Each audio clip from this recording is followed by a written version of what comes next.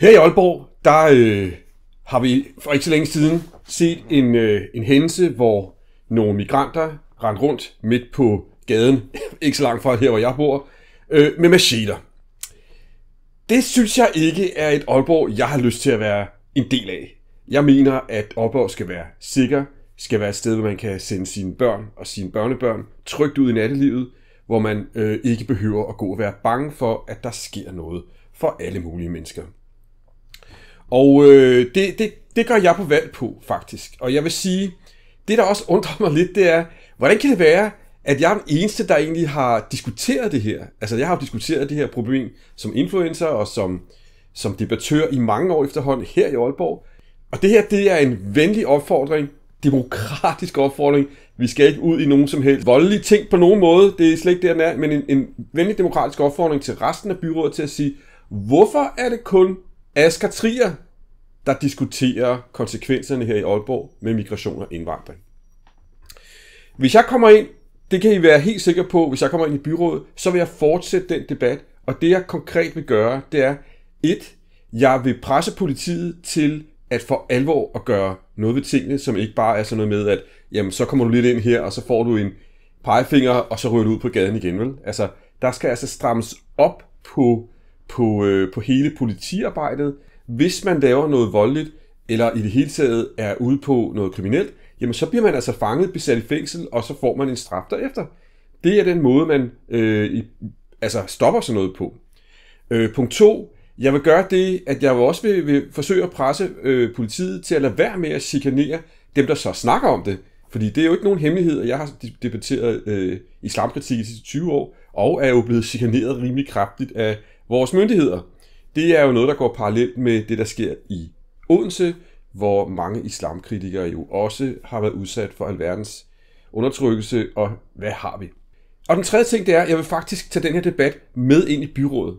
Fordi jeg forstår ikke, hvordan kan det være, at vi har nogle partier i byrådet i Aalborg, som på papir skulle tage sig af de her ting, men der er aldrig nogen, der debatterer det i det aalborgensiske byråd.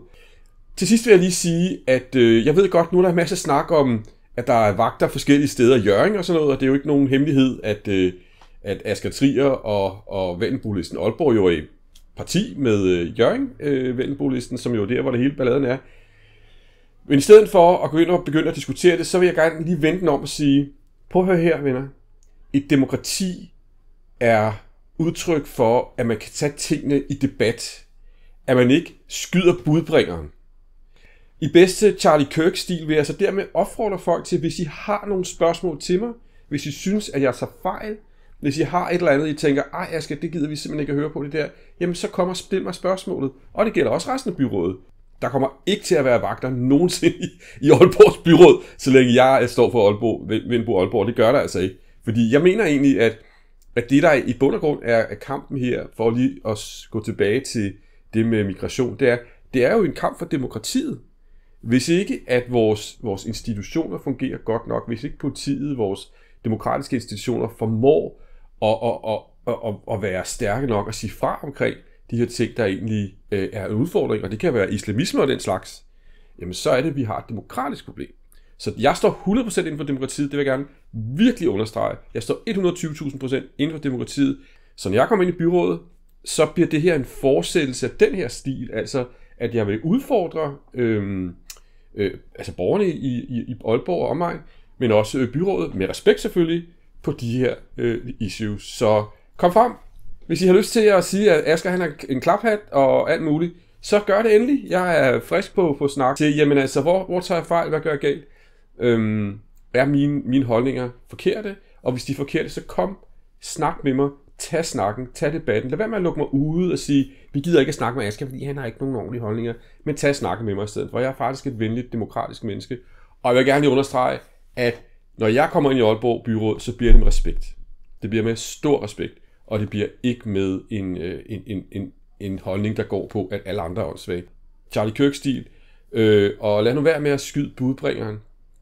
Tag at snakke med mig, og så får vi et fedt valg. Og stem på Asger Trier, fordi så får du faktisk en spændende debat. Ikke bare her, men også i byrådet, hvor jeg så kommer ind der og vil rejse nogle væsentlige og gode debatter. Blandt andet det her, for hvordan i alverden får vi gjort noget ved de her ting. Vi skal ikke have folk, der render rundt med macheter i byen her i Aalborg, vel? det skal stoppes. Og også karnevalet, det er jo også et issue. Der skal være sikkert omkring karnevalet. Det er jeg selv også meget optaget af. Jeg er jo selv gammel samba-danser.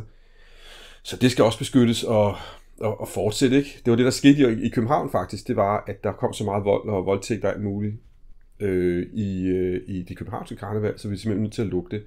Og det vil jeg synes var synd. Så det her er egentlig også lidt et forsvar for karnevalet, sådan rent sikkerhedsmæssigt, så det får lov at fortsætte. Stand by, Asger!